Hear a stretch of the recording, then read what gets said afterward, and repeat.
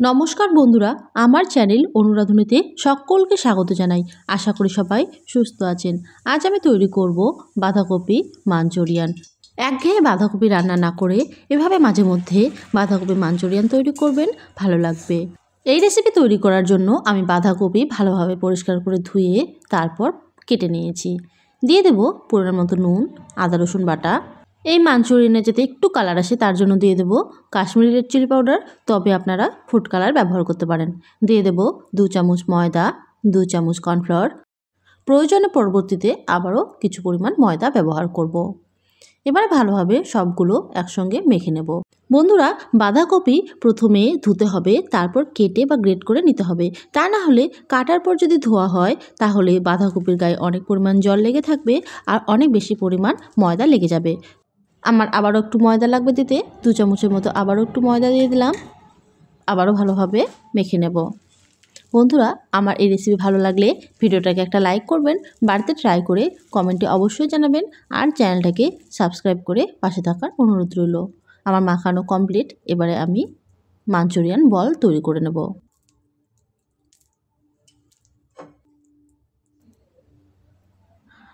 আর Manchurian বল তৈরি।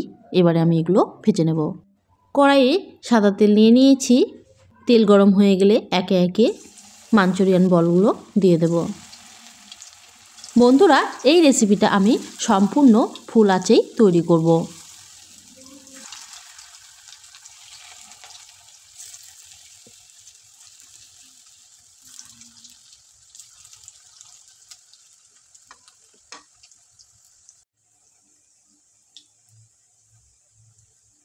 এক side হয়ে গেলে উল্টে দেব।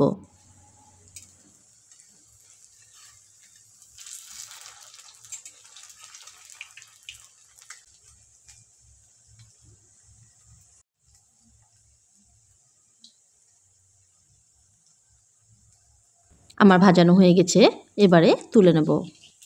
একই পদ্ধতিতে বাকি মাঞ্চুরিয়ান বলগুলো আমি ভেজে নেব।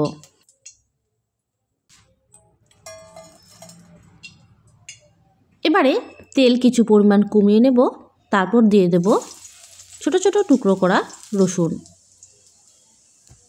দিয়ে দেব একটা পেঁয়াজ কোচানো, লাল লাল করে ভেজে নেব।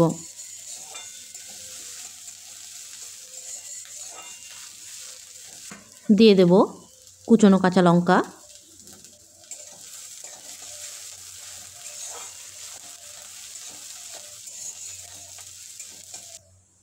কাশ্মীরি রেড চিলি পাউডার দিয়ে দেব,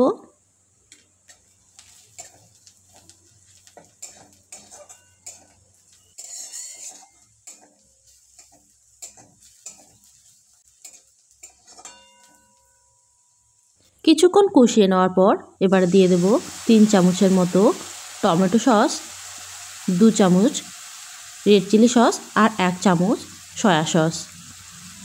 দিয়ে দেব 1 চামচ ভিনেগার। আবারও 2 মিনিটের মতো কষিয়ে নেব।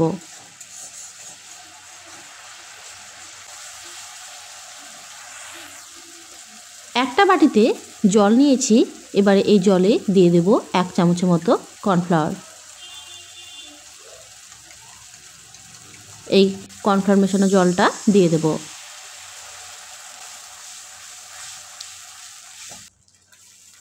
আরও কিছু পরিমাণ জল দিয়ে দেব। বন্ধুরা, এই রেসিপিতে লবণের পরিমাণটা প্রথমে সামান্য দেব, কেননা এই রেসিপিতে আমি সয়া সস ব্যবহার করেছি। যেহেতু সয়া সসে একটু লবণের পরিমাণ থাকে, যদি পরবর্তীতে লবণ লাগে টেস্ট করে আবারও লবণ ব্যবহার করব। এবারে ভেজে রাখা মাঞ্চুরিয়ান বলগুলো দিয়ে দেব। যতক্ষণ না গ্রেভিটা টেনে নিচ্ছে ততক্ষণ রান্না করব। এবারে দিয়ে দেব স্প্রিং অনিয়ন। বন্ধুরা, আপনারা যদি মাঞ্চুরিয়ান গ্রেভি রাখতে চান তাহলে এই সময় নামিয়ে নিতে পারেন। আমি এই রেসিপিটা একটু ড্রাই করব, তাই যতক্ষণ না ড্রাই হচ্ছে ততক্ষণ আমি রান্না করব। আমার বাঁধাকপি মাঞ্চুরিয়ান একেবারে রেডি। গ্যাসের আঁচ অফ করে গরম গরম পরিবেশন করব। দেখুন বন্ধুরা, কত সুন্দর একটা কালার এসেছে আর খেতেও কিন্তু অসাধারণ। আজ তাহলে এই পর্যন্তই। আবারও ফিরে আসবো কোনো রেসিপি নিয়ে। ভালো থাকবেন, সুস্থ থাকবেন। ধন্যবাদ।